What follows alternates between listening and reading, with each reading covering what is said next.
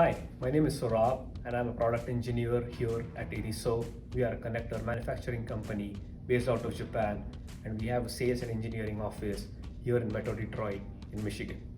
Today I'm going to talk about our 11008 11009 flex to board connector. This connector is available in both straight and right angle orientation.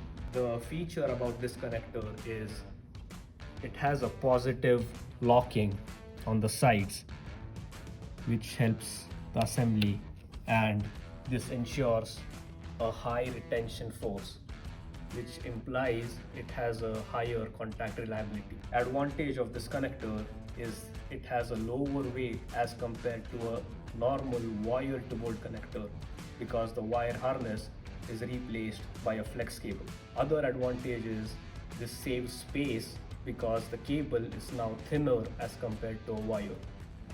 The main application of this connector is powertrain. We have a few samples here. These two are the inverters, and here you can see IRISO connectors are mounted on the boards and connected by a flex cable.